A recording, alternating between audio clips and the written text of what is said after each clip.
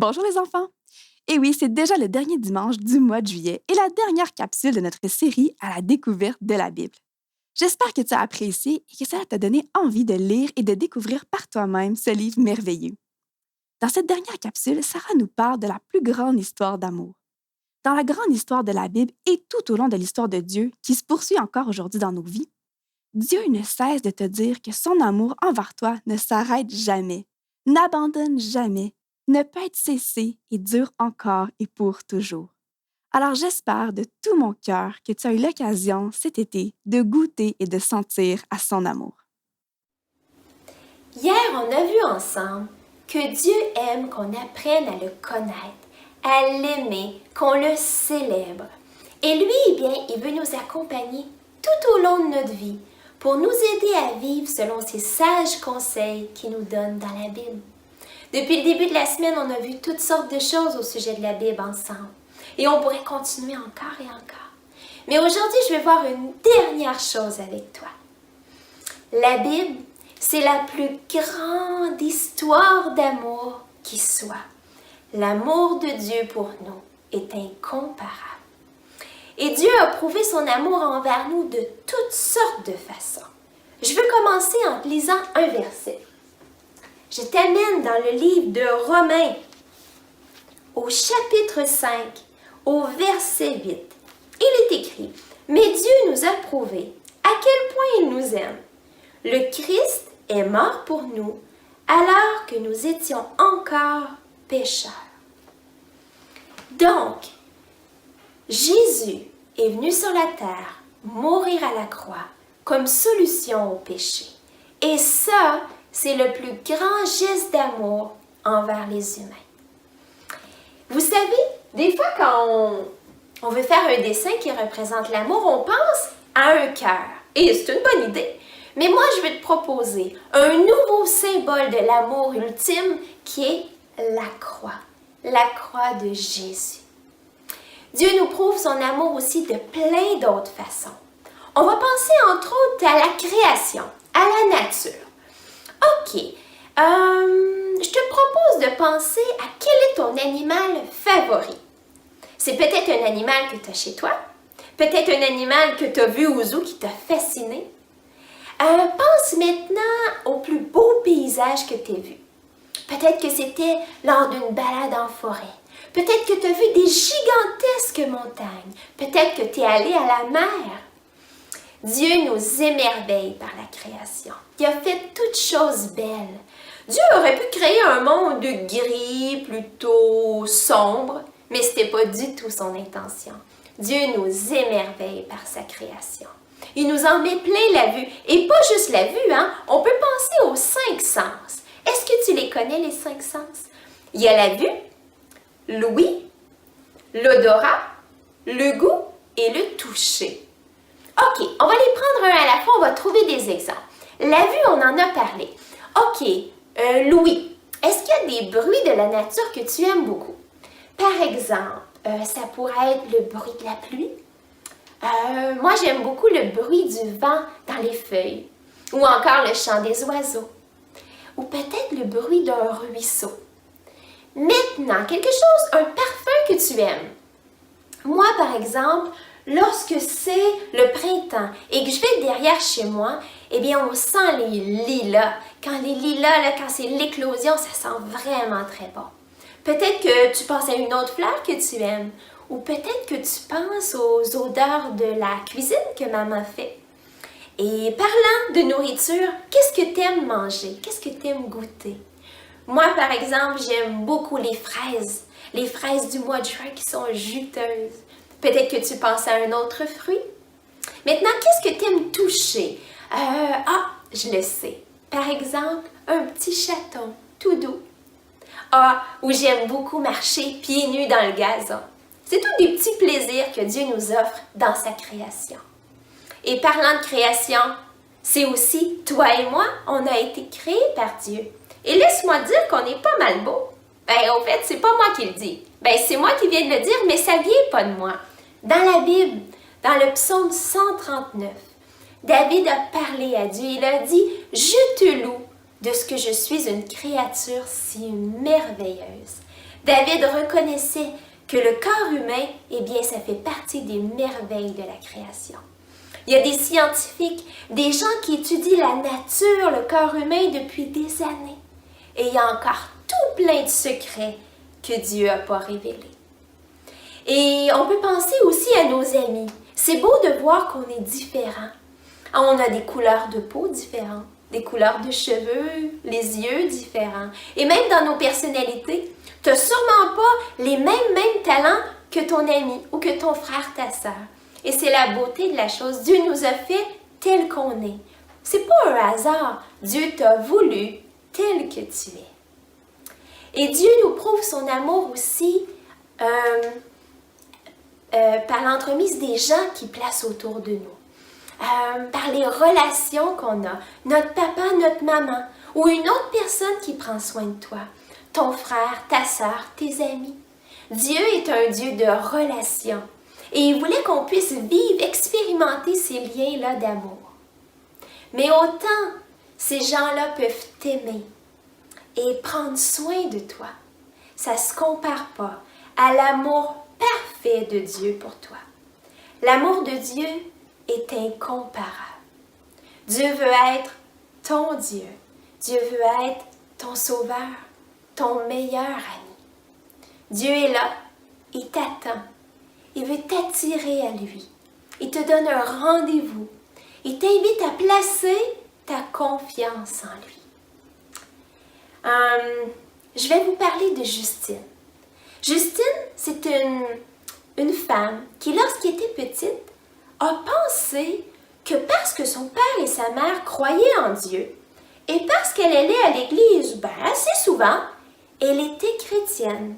Elle était enfant de Dieu. Elle pensait que c'était comme ça parce que la famille croit, moi aussi. Mais un jour, elle a entendu son moniteur enseigner quelque chose un certain dimanche. Et elle a compris que l'invitation de Dieu, eh bien, c'est personnel.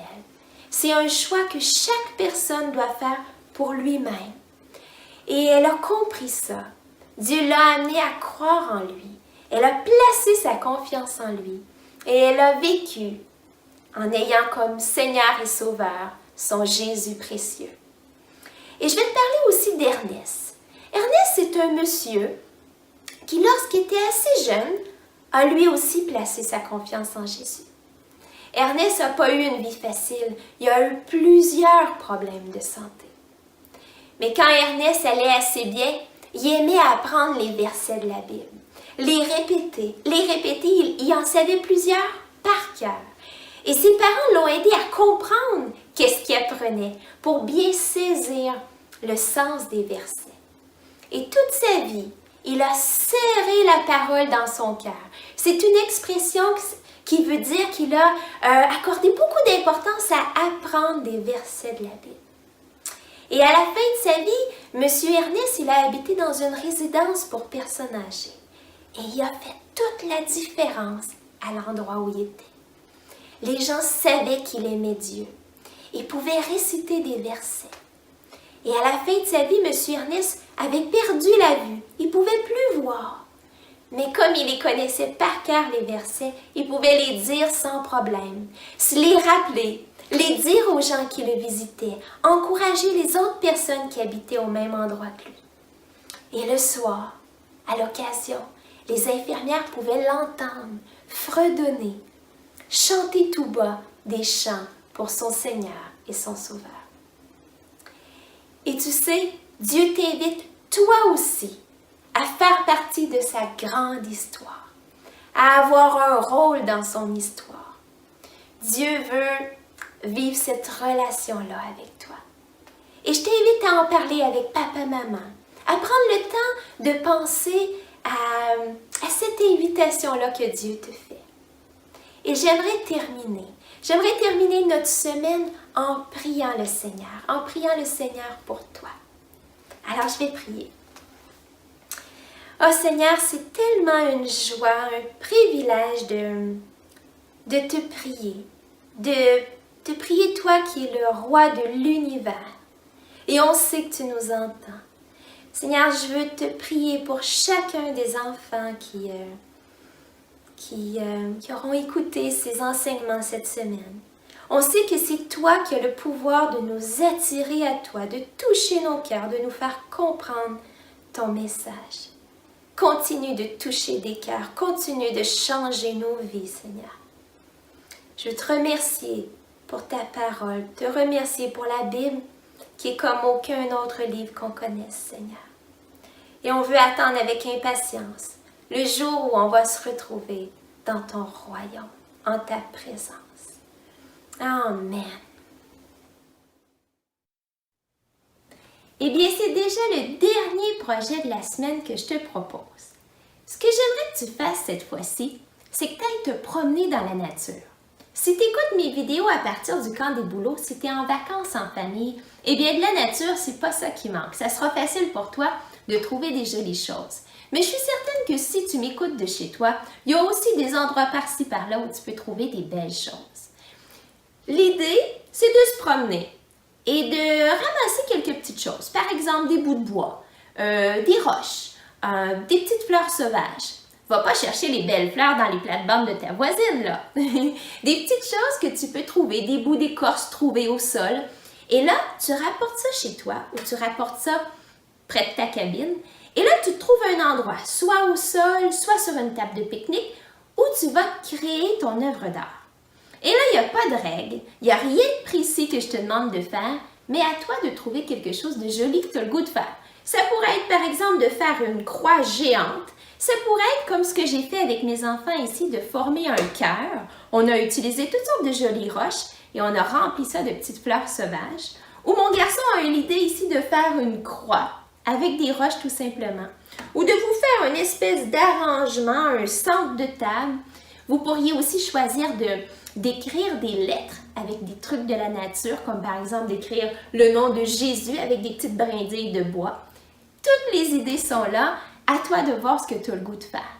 Je trouve aussi que c'est une belle occasion en se promenant dans la nature de remercier Dieu pour toutes les belles choses qu'il a créées. Mais tu sais comme moi que souvent, surtout si on le laisse dehors, avec le vent, avec la pluie, avec le soleil, ça ne restera pas beau bien longtemps. Alors, si tu as le goût, demande à papa-maman et prenez une photo de ce que tu auras fait. Je serais bien curieuse de voir le résultat de tes œuvres d'art. Allez, vas-y, amuse-toi! Bon matin, Église Le Sentier. Bienvenue à notre célébration du dimanche. Mon nom est Dominique et je suis un des pasteurs ici. On est vraiment content que vous soyez avec nous ce matin, que vous soyez en présentiel à l'Église, dans une de nos salles ou à la maison. On est vraiment content que vous vous joigniez à nous pour la célébration. On vous invite aussi à partager la célébration dans vos réseaux. Comme ça, plus de personnes vont pouvoir l'écouter ce matin. Si tu es avec nous pour la première fois, on est vraiment content que tu es là. Puis on aimerait ça pouvoir connecter avec toi. Alors, tu peux nous écrire en tout temps, soit nous envoyer un email à info@égliselesentier.com ou on a un numéro auquel tu peux nous texter 819-800-4292 et tu peux nous poser toutes sortes de questions. On est là pour connecter avec toi, pour répondre à tes questions. Si tu veux avoir des idées cet été pour connecter avec les gens dans ton entourage, tes voisins, tes collègues de travail, on a mis une section sur notre site Internet qui s'appelle « Vivre des rythmes intentionnels au quotidien ». Et on t'invite à aller visiter cette section-là. Il y a des vidéos avec un PDF qui peut nous aider à réfléchir et trouver des trucs pour pouvoir connecter avec notre prochain autour de nous. Église Le Sentier, on est vraiment content et on veut vous remercier de votre générosité, de continuer à donner généreusement pour être partenaire en mission avec nous. Si vous êtes au bâtiment, il y a des corbeilles à l'arrière où vous pouvez déposer votre offrande. Sinon, il y a différents moyens dont vous pouvez donner en ligne et les moyens s'affichent ici à l'écran. Mais merci beaucoup pour votre générosité. Sur ce, je vous souhaite une excellente célébration avec l'équipe de louanges et ensuite, il va y avoir un message de la parole de Dieu. Salut!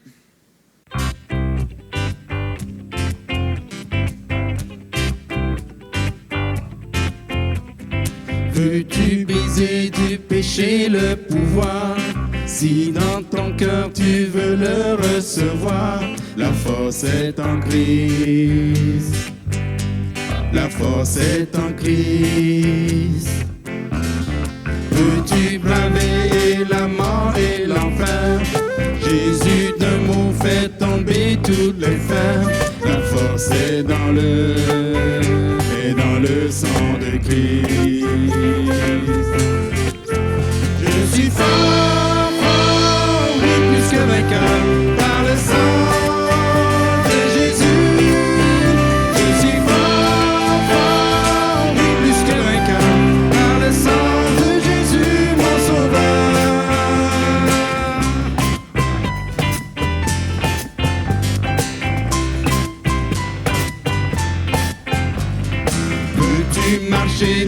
toujours pur, triomphant.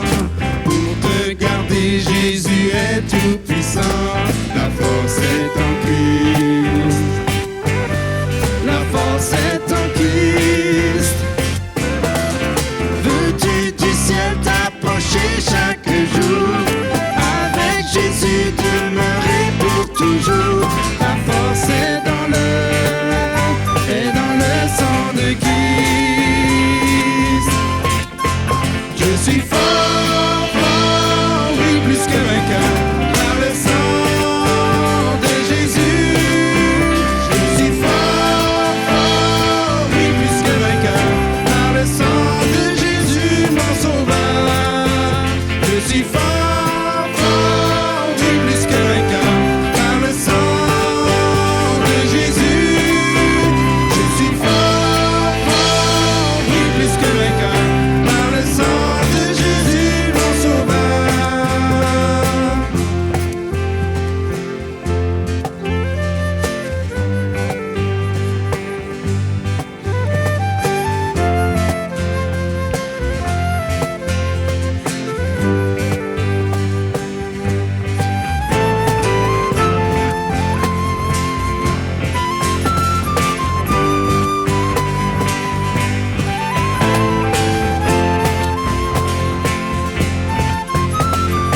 Tous mes péchés sont effacés par le sang de Jésus.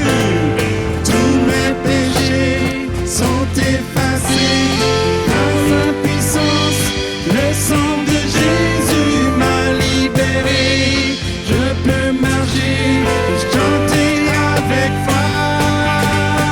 Je suis fort, fort, oui, plus que vainqueur, par le sang de Jésus.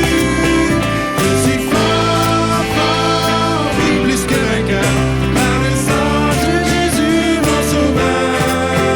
Je suis fort, fort, oui, plus que vainqueur, par le sang de Jésus. Je suis fort, fort, oui, plus que vainqueur, par le sang de Jésus. Je suis fort.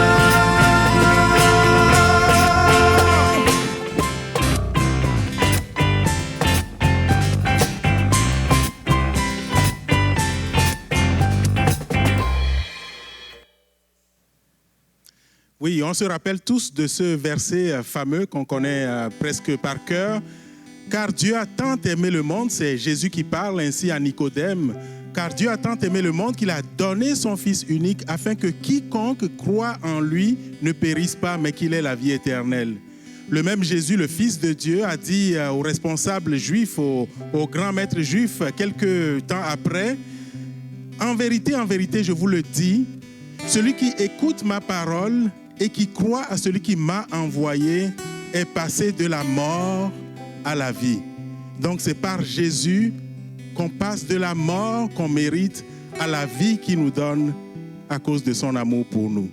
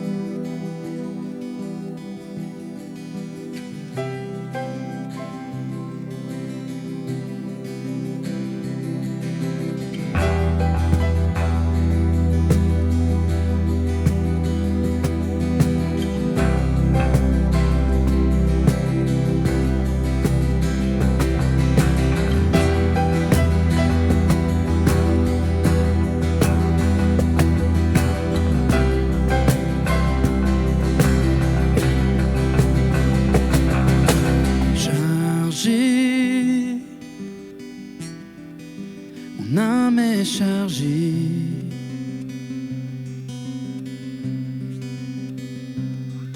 Par ce poids que j'ai ignoré.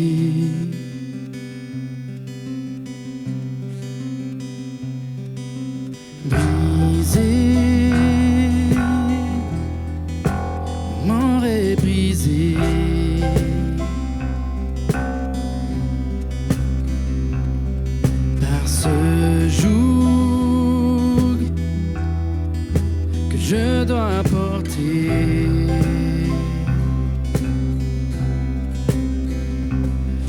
Dieu, j'ai besoin de toi.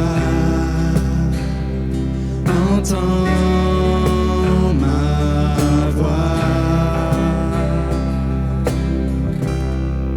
Seigneur, me voici, cherchant ton appui, venant déposer ce fardeau à tes pieds. Seigneur, je te prie, viens me libérer, car je sais qu'il n'y a que toi qui peut me faire passer de la mort à la vie.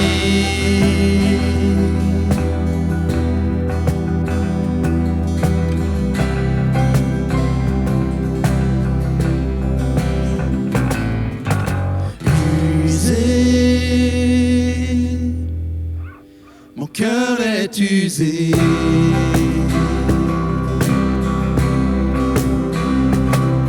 Par ce mal qui m'a accablé.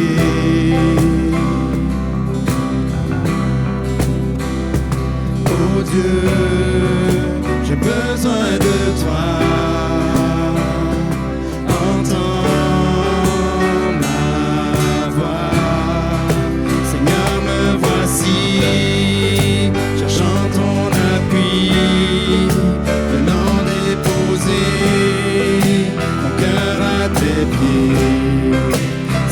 Je te prie, viens me délivrer, car je sais qu'il n'y a que toi qui peut me faire passer de la mort à la vie. De la mort à la vie, tu es souffert. De la mort à la vie, tiens dans sa main. La mort à la vie, change le mal en bien. Seigneur, me voici, cherchant ton appui, venant déposer ce fardeau à tes pieds. Seigneur, je te prie de me libérer, car je sais qu'il n'y a que toi qui peut me faire passer. Seigneur, me voici, je chante ton appui, venant déposer mon cœur à tes pieds. Seigneur, je te prie de me libérer, car je sais qu'il n'y a que toi qui peut me faire passer de la mort à la vie. De la mort à la vie, tu es souffert. De la mort à la vie, tiens dans sa main. De la mort à la vie, change mal en bien. De la mort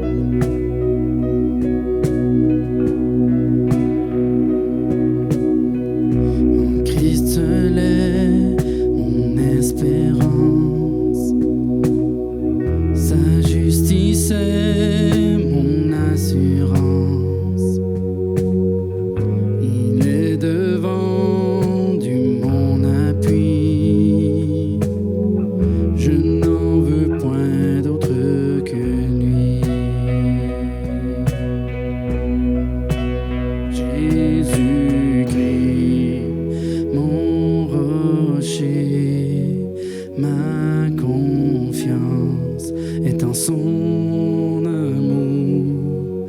Dans l'orage, il est Dieu, Seigneur de tout.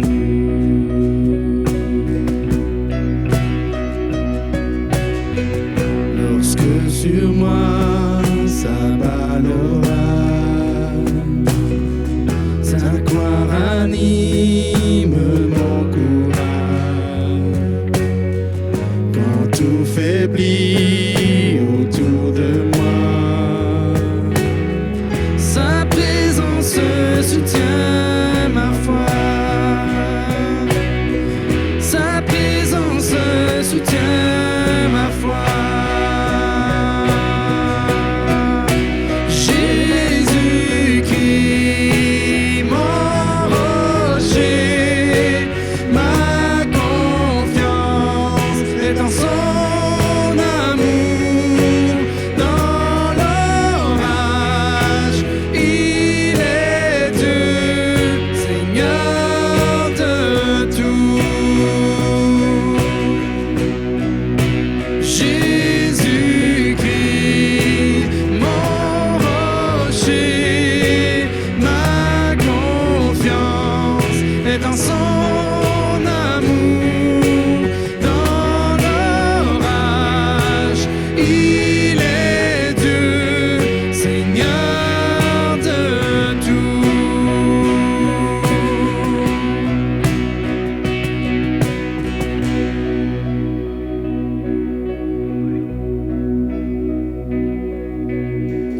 Quand il reviendra nous chercher, en lui pour toute l'éternité, revêtu de sainte justice et semblable devant son trône.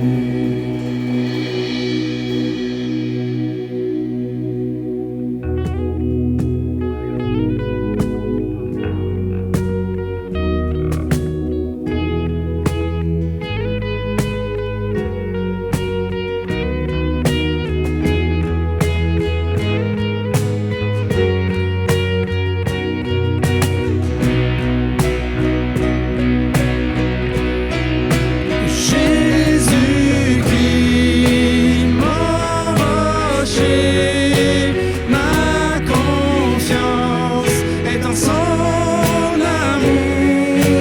Dans l'orage, il est Dieu, Seigneur de tout. Jésus-Christ, mon rocher, ma confiance est en son amour. Dans l'orage, il est Dieu, Seigneur de tout.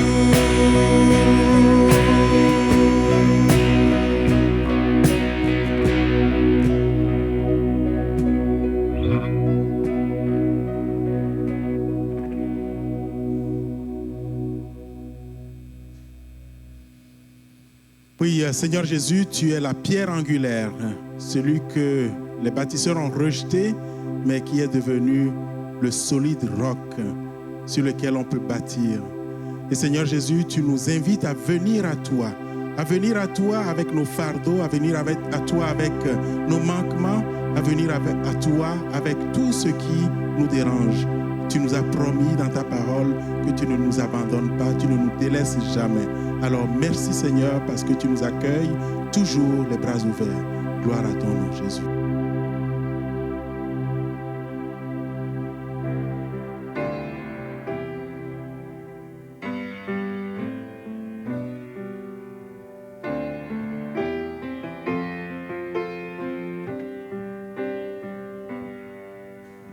Blessé, brisé, pécheur, tu es perdu, tu meurs.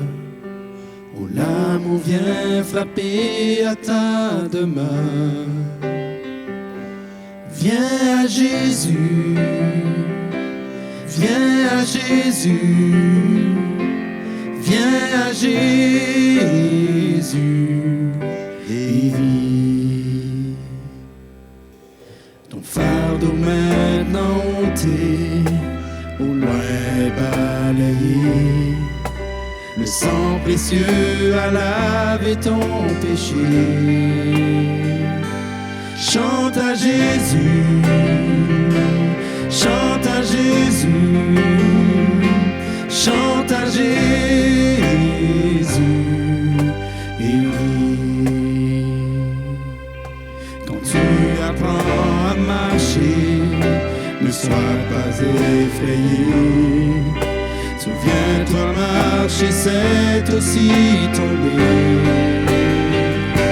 Retombe sur Jésus, retombe sur Jésus, retombe sur Jésus et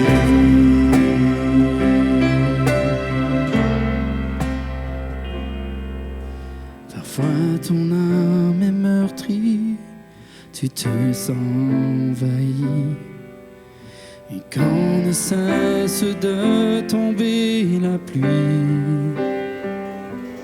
crie à Jésus, crie à Jésus,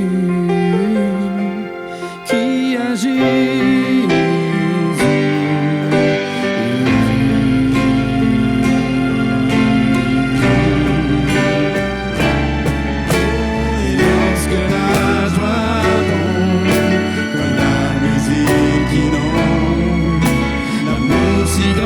Qui peut changer le monde.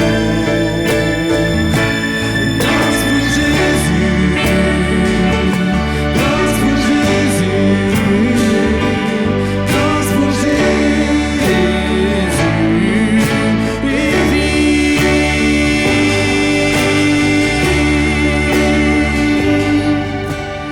De ton dernier soupir, le monde tu sauras fuir. En paix dans la gloire, tu peux sourire.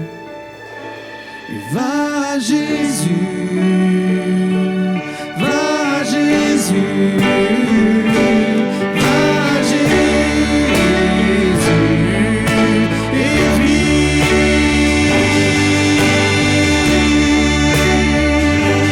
Va à Jésus, va à Jésus. Va Jésus et vis.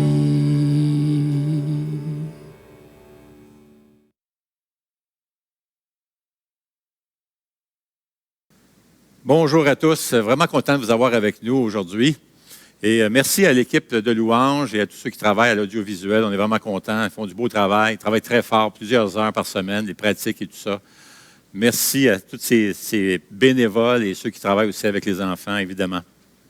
Moi, j'aimerais vous dire quelque chose, et c'est très important. Même si vous ne le réalisez pas, vous êtes beaucoup plus important et influent que vous ne le pensez.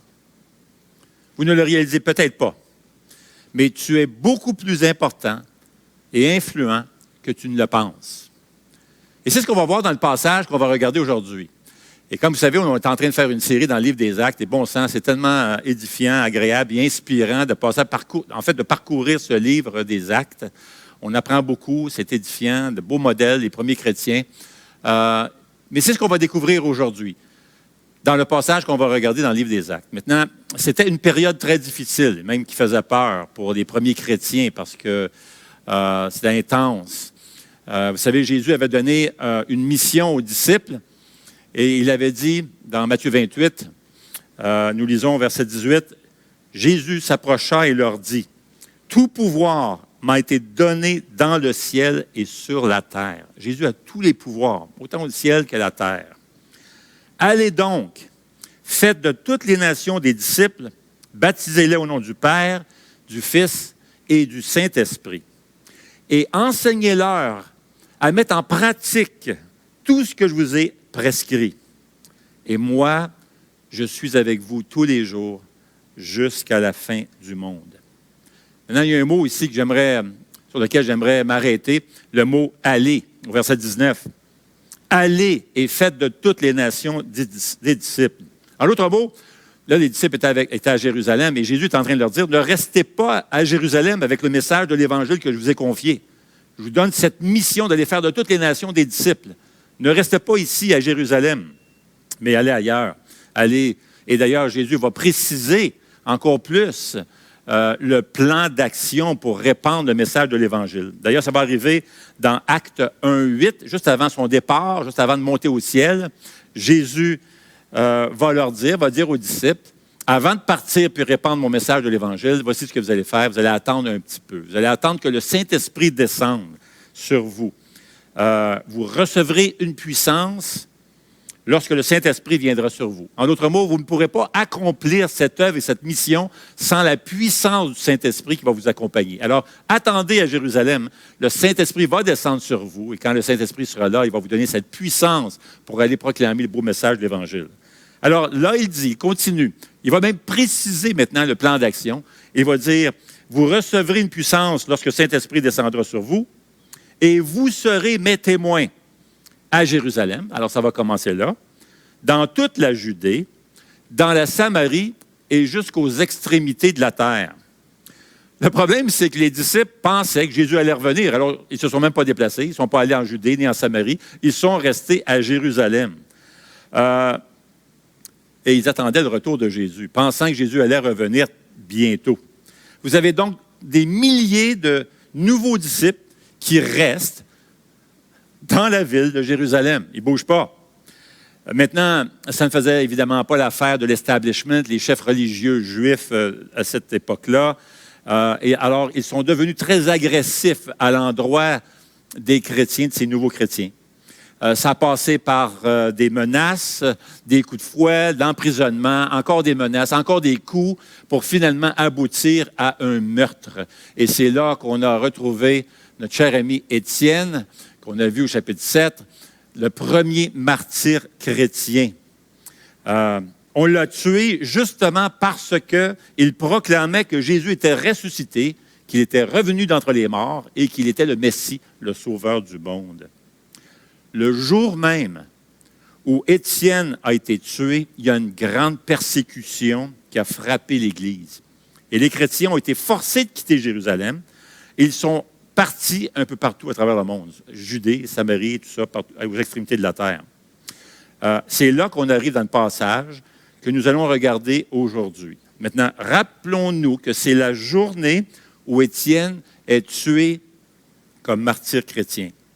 Étienne a fini même sa vie alors qu'il était en train d'être lapidé et il était en train de prier pour ses ennemis, prier pour eux, que Dieu puisse les pardonner, que Dieu ne puisse pas imputer ce malheur, ce meurtre sur leurs épaules, mais qu'il puisse les pardonner. Alors, comme Jésus avait fait d'ailleurs à la croix. Donc, lisons Actes chapitre 8, et j'aimerais vous lire le verset 1. Actes 8, verset 1. Saul approuvait l'exécution d'Étienne. Saul qui va devenir plus tard, on connaît son histoire pour ceux qui sont habitués à lire des Écritures. Saul va devenir l'apôtre Paul. Alors, pour ceux qui viennent de commencer à lire leur Bible, Paul va devenir un personnage très important. Mais voilà qu'à ce moment-là, c'est avant de venir à Jésus, avant de devenir croyant en Jésus-Christ. Alors, c'est un Juif connaissant de la loi, de l'Ancien Testament et tout ça, un chef religieux. Et puis, mais à ce moment-là, il tient même le linge de ceux qui ont lapidé Étienne. Il est anti-chrétien. Alors, nous lisons verset 1 que Saul approuvait l'exécution d'Étienne. Et ça dit, ce jour-là, une grande persécution éclata contre l'Église de Jérusalem et tous, à l'exception des apôtres, se dispersèrent dans les diverses régions de Judée et de la Samarie. Alors, imaginez ce qui se passe ici en ce moment. Quelques mots-clés ici dans ce passage. C'est le mot « grande persécution ». Donc, on ne parle pas ici de légère persécution, quelques quelques confrontations. Non, on parle ici d'une grande persécution. Le mot « grand » ici est très important. Un autre mot important, c'est le mot « tous ». Avez-vous remarqué? Tous, tous les disciples, à part des apôtres, tous les disciples quittent Jérusalem, s'en vont, et ils s'en vont en Judée, en Samarie, comme Jésus l'avait demandé, mais là, c'est la persécution qui les oblige à partir dans diverses régions. Ils sont partis à courir pour sauver leur vie, parce que c'était très agressif. Verset 2, « Des hommes pieux enterrèrent Étienne et le pleurèrent beaucoup. » Moi, je veux juste ouvrir une parenthèse ici. Je ne sais pas pourquoi, mais il y a cette notion-là parmi certains chrétiens qui pensent que les émotions, il faut tenir ça à l'écart, il faut mettre ça en veilleuse. Les gens spirituels qui aiment Dieu, qui font confiance à Dieu, qui ont foi en Dieu. Les émotions, c'est comme, c'est pas important, on met ça de côté. Mais ça, c'est une erreur. Voici des hommes de Dieu, des hommes très consacrés, des gens pieux. Ce sont des hommes de Dieu. Et d'ailleurs, ça nous fait penser à Jésus dans le jardin de Gethsémani, où il pleurait amèrement, il pleurait là, jusqu'à des grumeaux de sang, tellement ce qu'il pleurait face à l'idée de se rendre à la croix. Il s'est soumis, il s'est rendu à la croix. Mais il a trouvé ça comme une épreuve incroyable.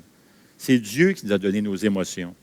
Ne laissez personne vraiment vous reprendre d'avoir des émotions dans les moments difficiles. Ne vous sentez pas coupable d'avoir des émotions négatives ou tristes. Ce n'est pas un manque de foi. On a ces hommes ici qui sont spirituels, consacrés, puis ils pleurent beaucoup, nous dit le texte.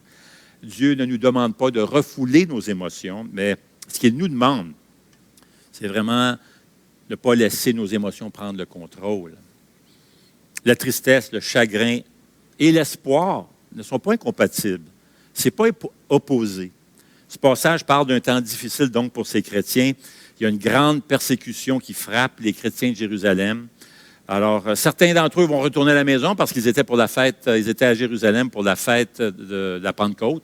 Il y avait 7 fêtes juives à l'époque, mais 3 nécessitaient que, indépendamment où tu restais, que ce soit au nord d'Israël ou ailleurs dans le pays, ça nécessitait que tu quittes ta maison pour que tu viennes rester à Jérusalem pour le temps de la fête. Alors, on pense à Pâques, on pense à la journée de Pentecôte. Alors, il y avait certains chrétiens qui étaient là, qui étaient venus pour la fête de la Pentecôte, qui se sont convertis sous le ministère de Pierre qui prêchait l'Évangile.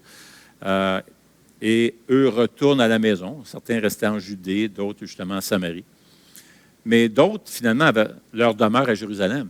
Alors, ils se retrouvent sans rien. Pauvres, démunis, ils sont partis à courir, ils se sont échappés finalement. Alors, à ce point-ci, ils ont tout perdu. Ils ont perdu même leur emploi, leurs biens matériels, et ils ont cherché à sauver leur vie. Verset 3 continue en disant ceci. « Quant à Saul, il cherchait à détruire l'Église, il pénétrait dans les maisons et arrachait hommes et femmes et les faisait jeter en prison. » Ce que Saul voulait faire à ce moment-là, c'était vraiment de détruire l'Église. On va même lire ailleurs qu'il en a fait tuer quelques-uns. Pas juste les mettre en prison. Et verset 4 continue en disant « Ceux qui avaient été dispersés allaient de lieu en lieu et annonçaient la bonne nouvelle de la parole. » Imaginez, la persécution ne les a pas arrêtés. Qu'est-ce qu'ils ont fait? Ils ont commencé à remplir finalement la mission que Jésus leur avait confiée, à savoir d'apporter le message de l'Évangile en Judée, en Samarie et aux extrémités de la terre. Ça a pris cette persécution-là, même si c'est atroce, pour provoquer l'Église finalement à se répandre puis apporter le message de l'Évangile. Alors, il raconte la bonne nouvelle à tous ceux qu'il rencontrait ou à la plupart des gens. Et c'est vraiment intéressant parce que ça parle de tout le monde. En d'autres mots, chaque chrétien est en mission. C'est intéressant, ça, ici. Là. Ceux qui avaient été dispersés allaient de lieu en lieu et annonçaient la bonne nouvelle. Voyez-vous, chaque chrétien a reçu cette mission de refléter l'amour de Jésus-Christ et répandre la bonne nouvelle. Alors, ce n'est pas juste aux apôtres, ce n'est pas juste aux pasteurs, c'est pas juste... non, c'est vraiment tout le monde. Et parce que ça le dit bien dans le passage, ce sont les disciples. D'ailleurs, les apôtres ont resté à Jérusalem. Alors, ces gens-là, ces disciples, ces premiers disciples-là, vont partout et répandent le beau message de l'Évangile. Alors, ça nous emmène ici à réaliser que chaque chrétien a une mission. Vois-tu comment tu es important? Vois-tu l'influence que tu as? Tu es en mission. Dieu t'a confié une mission. Maintenant, la mission de faire connaître Jésus, la bonne nouvelle et le salut en Jésus ne reposait donc pas uniquement sur le dos des épaules, le dos des apôtres, mais sur tout le monde. Et n'oublions pas que le Saint-Esprit est descendu sur chaque croyant, chaque disciple, pas seulement les apôtres. Alors, chaque chrétien a pour mission de refléter Jésus. On peut choisir où on va aller remplir cette mission. Il y en a certains même qui choisissent d'aller en mission à l'extérieur du pays. Certains s'en vont en Afrique ou ailleurs, en Inde. Oui, certains choisissent, mais d'autres pas. D'autres restent, ou même ils choisissent de rester là, mais même d'autres n'ont pas le choix, finalement, de rester à l'endroit où on est, quel que soit l'endroit où on se trouve, que ce soit par choix ou non. Le Seigneur nous a confié une mission. Il n'y a pas de différence. Que vous soyez exactement où vous voulez être ou pas. Où qu'on soit, on a un ministère. Le Seigneur nous confie un ministère, confie une mission. Et cette même mission, c'est la même mission que les premiers chrétiens avaient finalement. C'est répandre le beau message de l'Évangile. Faire connaître Jésus. Maintenant, on ne parle pas ici d'aller dans le stationnement d'un centre d'achat, des promenades, ici dans le cas de Gatineau, puis de prêcher l'Évangile à haute voix. Là. On voit ça des fois. Je suis déjà allé visiter New York, puis tu vois des gens dehors et tout ça. Bien, je n'ai rien contre ça, c'est correct. Mais ce n'est pas tout le monde qui est appelé à agir de cette façon-là. Non, on ne parle pas de ça ici. Là. Non, c'est notre façon d'être, notre façon d'agir, notre façon de parler, notre langage et tout ça. Les relations que nous avons les uns envers les autres, notre façon de répondre aux questions lorsqu'on nous pose des questions, c'est aussi... parfois, lorsqu'on a l'occasion de partager l'Évangile, des fois, des portes s'ouvrent et c'est une belle occasion de partager l'Évangile. Des fois, même, Dieu va ouvrir des portes auxquelles on ne s'attend pas. Ça m'est arrivé même, justement, dernièrement, où j'ai reçu un téléphone d'un professeur, d'une enseignante d'une école privée dans la région ici. Et puis, elle m'a demandé si j'accepterais de faire une entrevue avec quelques-uns de ses étudiants dans sa classe. C'était un travail qu'ils avaient. Ils devaient voir c'est quoi le rôle d'un pasteur. Donc, j'avais été référé par le fondateur d'Itinérant Zéro, Ben Leblanc. Puis, j'ai accepté tout de suite, certainement. Alors, on a eu une rencontre avec quelques étudiants. Ils m'ont posé toutes sortes de questions. J'ai eu l'occasion de pouvoir parler de mon rôle. Et à un moment donné, c'est vraiment intéressant parce qu'ils ont dit qu'est-ce que vous voulez dire? On est allé visiter votre site web de l'Église et tout ça. Puis, on s'est rendu compte, on a vu, c'est égliselesentier.com. Et puis, on a vu votre mission, votre vision. Votre vision, c'est de saturer la ville de Gatineau avec le message de l'Évangile en parole et en action et influencer la francophonie. Alors, pouvez-vous nous expliquer cette vision-là, s'il vous plaît? Qu'est-ce que vous voulez dire par ça, saturer Gatineau avec le message de l'Évangile? Alors, j'ai vraiment eu la belle occasion de pouvoir partager un peu l'Évangile, partager pourquoi on fait ce qu'on fait, c'est quoi le rôle d'un pasteur et tout ça. Alors, Dieu ouvre des portes parfois qu'on ne s'attend pas. Alors, on veut vraiment prendre ces occasions-là avec beaucoup de tendresse et d'amour, avec respect, pouvoir un peu parler de notre foi et parler de Jésus. Alors, ça va arriver. 1 Pierre 2,9 dit ceci, « Vous êtes un peuple choisi, des prêtres royaux, une nation sainte, un peuple racheté, afin de proclamer les louanges de celui qui vous a appelé des ténèbres à sa merveilleuse lumière. » Et c'est ce qu'on est. Jadis, nous étions dans les ténèbres, nous dit ce passage, mais maintenant, nous faisons partie du peuple de Dieu. Nous sommes une nation sainte, choisie par Dieu. Et nous sommes des prêtres royaux, nous dit ce passage. Et pourquoi? Pourquoi nous avons été choisis, nous faisons partie d'une nation sainte et nous sommes des prêtres royaux. Pourquoi? Bien, le passage le dit, c'est afin qu'on puisse proclamer. Proclamer les louanges de celui qui nous a appelés des ténèbres à la lumière. Que nous en soyons conscients ou pas, nous sommes donc tous, vous et moi, en mission. Il y a un autre élément ici que l'on voit dans le passage. Vous n'êtes pas où vous êtes par accident. Vous avez reçu une affectation. Dieu vous a assigné là, où vous êtes. Si Dieu avait voulu que vous puissiez naître dans un autre pays, il l'aurait fait. Si Dieu avait voulu que vous naissiez à une autre époque, il l'aurait fait. Où que nous soyons, que ce soit par choix ou non, nous sommes en mission là où Dieu nous a placés. Ce n'est pas par accident, c'est par affectation. Dieu est au contrôle. Maintenant, évidemment, si on est capable, si on est dans une situation délicate et difficile, etc., on n'est pas obligé de rester là si on a la liberté de partir. Même Paul lui-même a parlé d'une situation de personnes qui étaient esclaves dans l'Empire romain. Maintenant, les esclaves dans l'Empire romain, c'est vraiment différent d'aujourd'hui. C'est pas pareil. On ne parle pas de la même chose du tout. Ils avaient le droit d'avoir des commerces et des maisons et d'être gestionnaires. Ils étaient quand même relativement libres. Et ce n'était pas une question de race. Parfois, c'était une question de dette, d'arrangement financier, tout ça.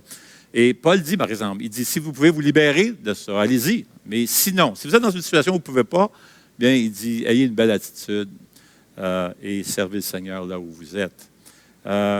Maintenant, c'est vrai aussi que pour ces premiers chrétiens, alors qu'ils vivaient dans une époque qui était épeurante, on parle de persécution, ils subissaient beaucoup d'injustices, c'était difficile, mais ils suivaient Dieu, ils faisaient sa volonté.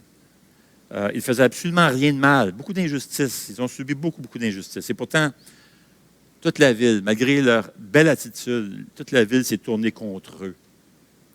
Et qu'est-ce qu'ils ont fait? Ils ont partagé l'Évangile. Quel beau témoignage. Partout où ils allaient. Notre appel, c'est d'être des personnes miséricordieuses, compatissantes, des gens pleins de compassion et qui marchent humblement avec le Seigneur. Et c'est ce qu'ils ont fait. Nous avons besoin de nous souvenir que la solution ultime à tout problème, au bout du compte, c'est vraiment Jésus-Christ.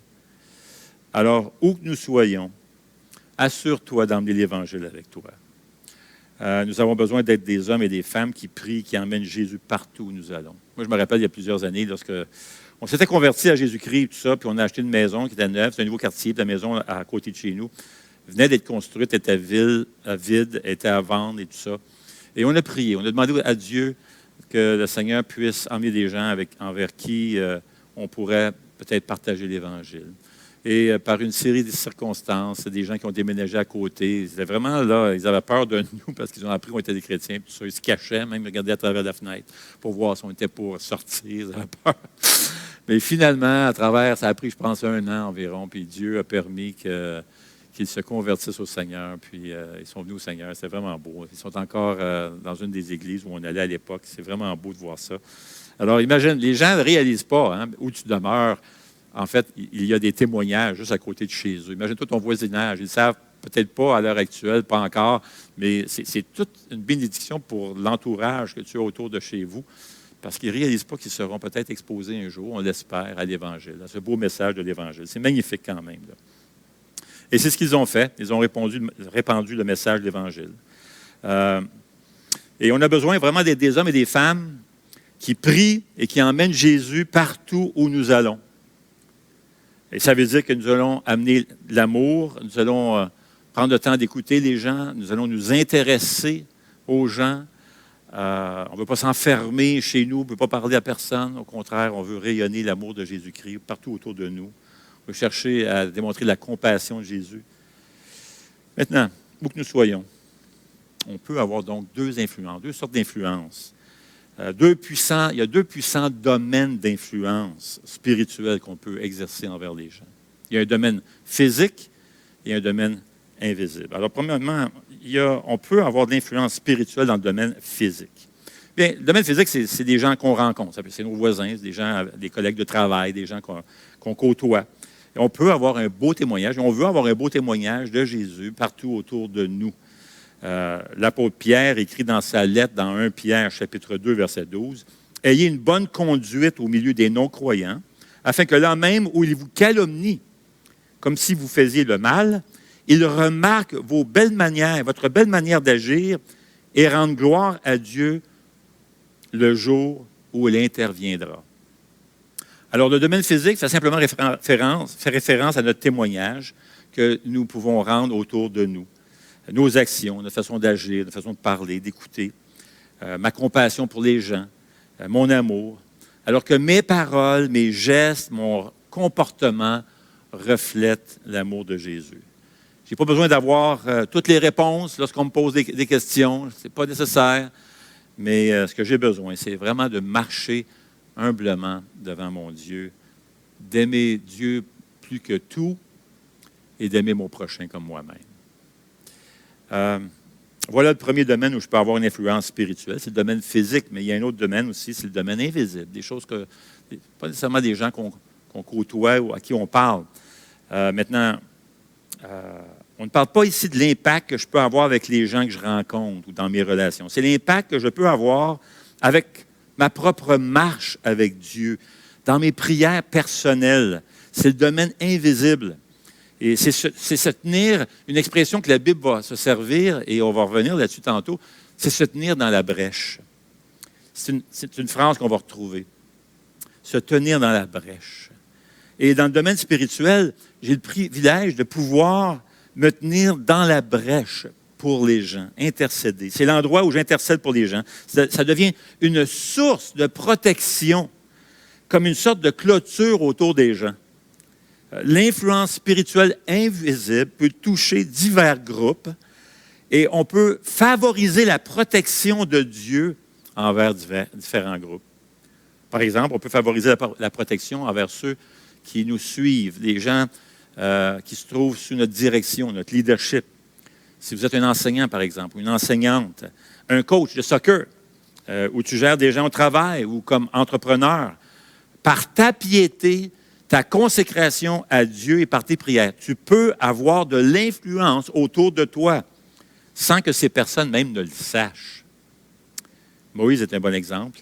Il était un grand leader du peuple d'Israël. Il a sorti le peuple d'Israël de l'esclavage en Égypte. Et ça faisait des centaines d'années que les Israélites, les Juifs, étaient sous l'esclavage en Égypte. Et Dieu a choisi Moïse pour les mener, les conduire, les libérer de l'esclavage de l'Égypte et les sortir de l'Égypte pour les conduire à travers le désert jusqu'à la terre promise. En chemin, le peuple d'Israël n'arrêtait pas de soit mener une vie croche, tout croche, de critiquer Dieu, critiquer le messager de Dieu qui était Moïse. Ils se sont même lancés dans l'idolâtrie, tout ça avec le veau d'or. Épouvantable. Un jour, Dieu a dit, mais là, c'est assez, ça n'a pas de bon sens, c'est assez, je vais les détruire, je vais détruire ce peuple-là, puis je vais en choisir un autre, puis tu vas les conduire, Moïse. Mais qu'est-ce qu'a fait Moïse? Il a commencé à prier pour eux. Il a intercédé pour le peuple d'Israël. Il demande au Seigneur de les épargner. Il dit, prends-moi si tu veux, mais épargne-les. Nous lisons dans le psaume 106 qui raconte un des événements qui s'est produit justement dans le désert, verset 23. Il, parlant de Dieu, Dieu parlait de les exterminer. Mais Moïse, celui qu'il avait choisi, s'est tenu à la brèche. Voyez-vous cette petite phrase? Il s'est tenu à la brèche devant lui pour détourner sa fureur et l'empêcher de les détruire. Ils ont été épargnés. Ils ont été protégés parce que c'est Moïse. Moïse a prié, il a plaidé pour eux. Il s'est tenu à la brèche. Il se trouve un autre groupe auquel on peut avoir une influence spirituelle sans même que ce soit visible ou que les gens le sachent. C'est auprès de notre communauté, notre ville, notre nation. Vous connaissez fort probablement l'histoire de Sodome et Gomorrhe. Dieu dit, c'est assez, cette ville est tellement corrompue, le temps est arrivé, je vais la détruire. Mais vous savez, toute la ville aurait été épargnée s'il y avait eu seulement 10 personnes justes qui marchaient avec Dieu dans cette ville-là. Dieu envoie des anges pour détruire la ville de Sodome et Gomorrhe. Et Dieu dit, bien, je vais le dire à Abraham. Le neveu d'Abraham était là, Lot. Et je vais le dire à Abraham. Maintenant, Abraham commence lorsqu'il entend la nouvelle de Dieu, que Dieu était pour détruire la ville et tout ça, lorsque les anges racontent à Abraham le plan de Dieu, alors Abraham commence à négocier avec Dieu. Il dit, voici ce qu'il dit, Genèse 18, 23 et à 32. Abraham s'approcha et dit, vas-tu supprimer vraiment le juste avec le méchant? Peut-être y a-t-il 50 justes dans la ville. Les supprimeras-tu aussi? Ne pardonneras-tu pas à cette ville à cause des 50 justes qui sont au milieu d'elle? Et Dieu répond, OK, je vais les épargner s'il y a 50 personnes qui marchent avec moi. 50 justes, je vais les épargner. Alors là, Abraham pense à son affaire et dit, ben écoute, OK, s'il y en a 45, s'il y en a 45 de justes, est-ce que tu vas les épargner la ville? Il dit oui. OK, 40, oui. 30, oui. 20, oui. Et là, Abraham, pas de calculatrice, mais il commence à compter dans sa tête. Il dit 10, Parce que là, il calcule son neveu, Lot, sa femme, les enfants. Ça fait combien? Peut-être qu'il en manque peut-être 2. On devrait être capable de trouver 2. 10, tiens, 10. S'il y a 10 juste dans la ville, est-ce que tu vas être correct? Vas-tu épargner la ville? Et Dieu dit oui, pas de problème. Mais il y avait un problème, parce qu'il n'y avait même pas 10 juste dans la ville. Et finalement, la ville a été jugée. Il existe un autre passage dans Ézéchiel 22, 23 jusqu'à 33, où Dieu parle de juger un peuple. Il passe en revue différents groupes de personnes. Il fait toute une liste. Là. Dieu fait une liste. Il commence avec les princes, les chefs d'État, etc. Puis il dit, c'est corrompu, tout ça. Ça n'a pas de bon sens. Toute l'exagération, l'abus, etc. C'est croche. Et après ça, il passe avec les chefs religieux de l'époque. Ça n'a pas de bon sens. C'est l'idolâtrie, tout ça. Alors là, il fait toute la liste. Il descend. Les prophètes même. C'est une gang de menteurs. Ils ne racontent même pas la vérité. Et ils ne me suivent pas. Et puis c'est la même chose avec tout le monde, finalement, tous les citoyens. Alors, voici ce que Dieu dit dans Ézéchiel 22, 30. Dieu dit, « Je cherche parmi eux quelqu'un, une personne. » Il dit, « Je cherche une personne qui se tienne à la brèche devant moi en faveur du pays pour que je ne la détruise pas. » Mais je ne trouve pas. Une personne. Je cherche. Voyez-vous, Dieu qui cherche, Dieu qui poursuit. On a vu ça récemment. Dieu poursuit pour trouver quelqu'un qui va plaider pour le peuple et il est prêt à tout changer, son plan. User de miséricorde. Réalisez-vous l'influence que tu as? Une personne. Réalises-tu l'influence que nous avons envers notre propre pays?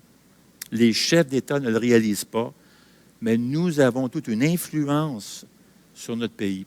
Pas juste par notre vote, mais par nos prières.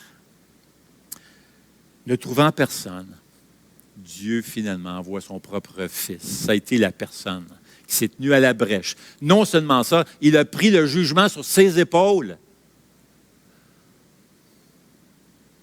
Et ça, c'est Jésus. Et maintenant, grâce à Jésus, on peut intercéder pour notre peuple, notre nation, pour notre ville, pour notre communauté, notre voisinage, au nom de Jésus. Il est notre avocat. Priez pour que ça fasse une différence. Imaginez toute l'influence que nous avons. 10 personnes qui prient ensemble pour notre pays. Ça, c'est ton groupe maison, peut-être.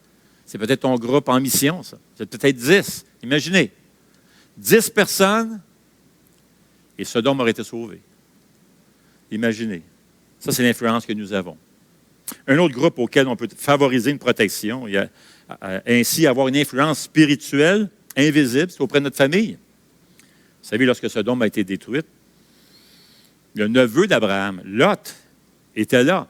Et Lot ne voulait même pas quitter la ville. Ce sont les anges qui l'ont accroché et ont dit « Hey, tu vas t'en venir, là. On va te sortir de là. » Genèse 19, 29. Lorsque Dieu détruisit les villes de la plaine, il se souvint d'Abraham. C'est pourquoi il fait échapper Lot au désastre par lequel il bouleversa les villes où celui-ci s'était installé. Ce n'était pas grâce à la piété de Lot, c'était Abraham. Proverbe 14, 26 dit ceci, « Celui qui craint l'Éternel possède un puissant appui, et ses enfants ont un refuge auprès de lui. » Et encore 1 Corinthiens 7, 14, ça dit Paul, inspiré du Saint-Esprit, dit « Le mari non-croyant bénéficie de la sainteté de sa femme, et la femme non-croyante bénéficie de la sainteté de son mari. » Ce n'est pas que notre attitude, ce n'est pas qu'on sauve, qu'on procure la vie éternelle à notre conjoint, si elle n'est pas croyante, juste par ma sainteté ou ma piété. Non, non, non, c'est pas ça que ça dit, là. Chaque personne doit décider par lui-même. Chaque personne va passer devant Dieu un jour. On ne parle pas de ça ici. Mais il y a une influence, il y a une sorte de protection divine que Dieu promet ici.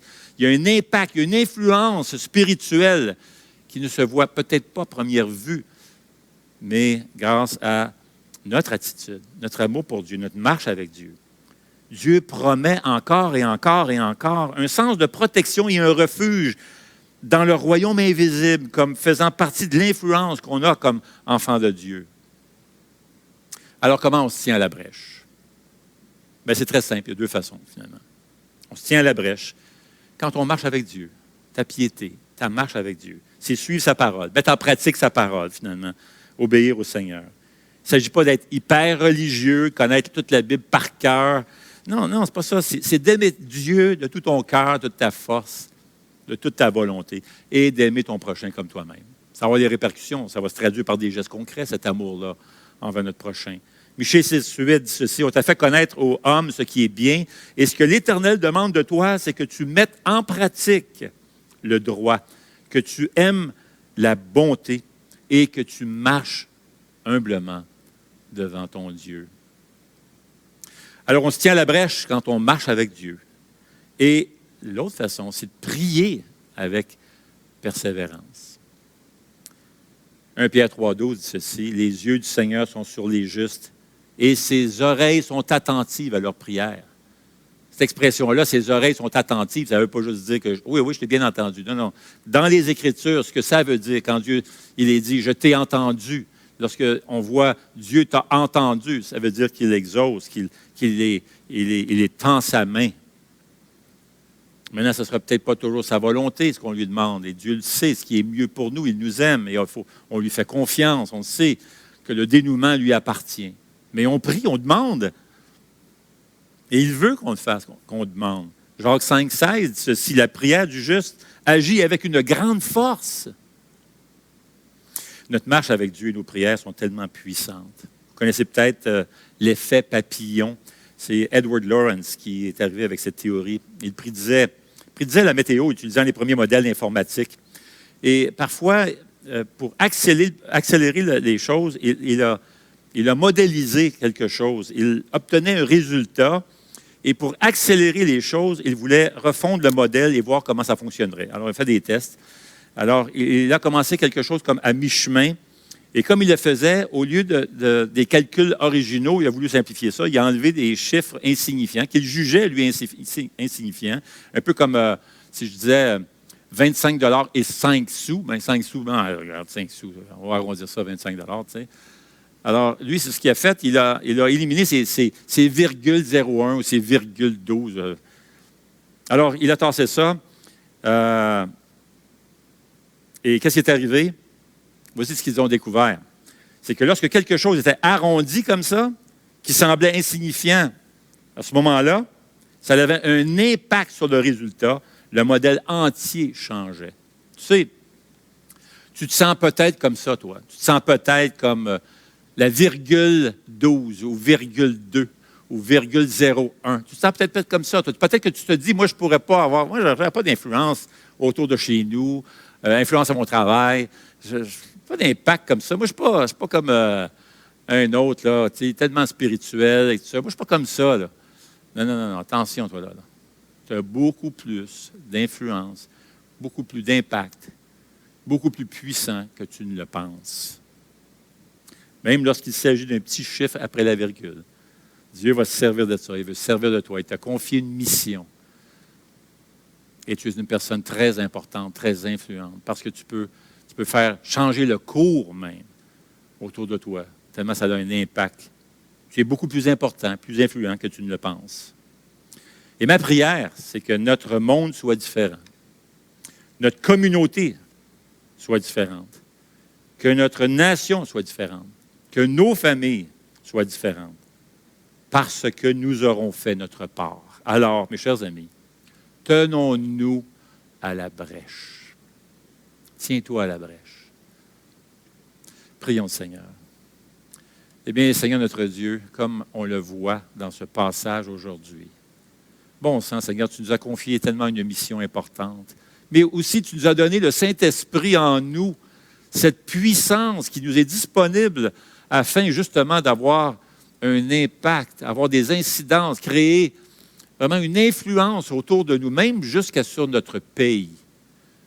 Seigneur, on te prie que par ta grâce, tu nous aides à assumer cette mission, à remplir cette mission. Chacun dans le domaine où est-ce qu'on se trouve, que nous ayons choisi l'endroit, l'emplacement où nous sommes. Seigneur, tu nous confies cette mission et on veut faire comme ces premiers chrétiens. Aller partout et annoncer cette bonne nouvelle de Jésus. Merci Jésus, parce qu'un jour, tu es venu nous chercher.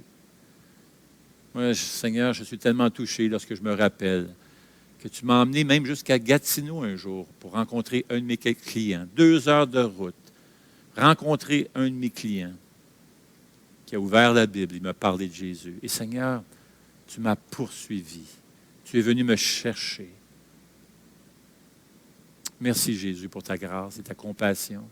Et tu veux que je fasse la même chose. Que ce que mon client a fait, Seigneur, tu veux que je fasse la même chose envers les autres. Répandre ce beau message de l'Évangile. Merci Jésus. On te prie ces choses en son nom pour ta gloire. Amen.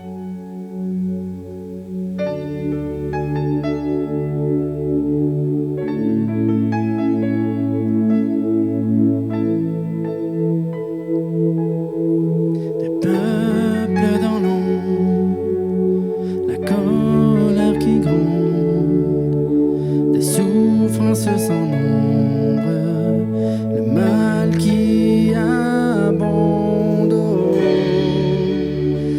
assis sur ton trône, gouvernes-tu le monde, vois-tu notre malheur, ô Dieu consolateur.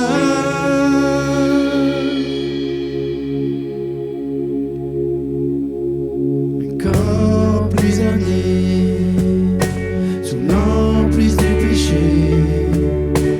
cherchant à combler cette âme tourmentée, oh.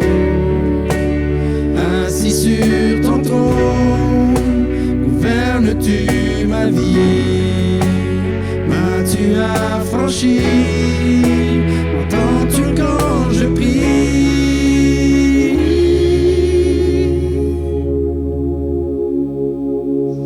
Quand de mes yeux je ne vois pas ta main, Dieu, tu soutiens, tu restes souverain quand dans le doute je te crois loin de moi, je peux compter sur ta fidélité. Quand de mes yeux je ne vois pas ta main, Dieu, tu soutiens, tu restes souverain quand dans le doute je te crois loin de moi, je peux compter sur ta fidélité.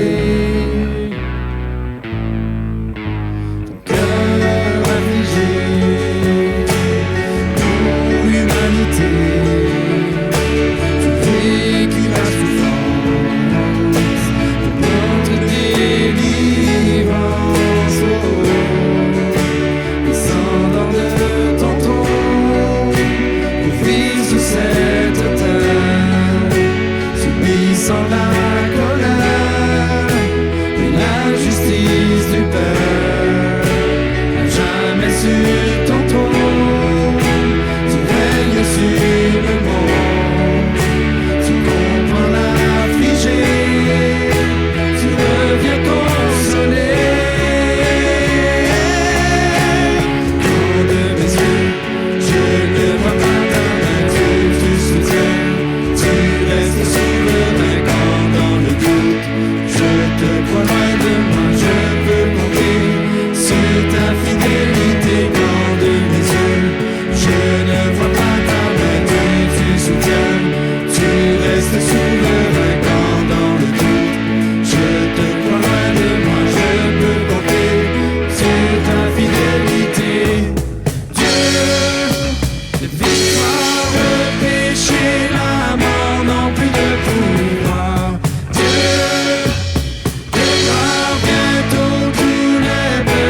Pourront te voir, Dieu, je déclare, c'est sur toi que se fonde mon espoir.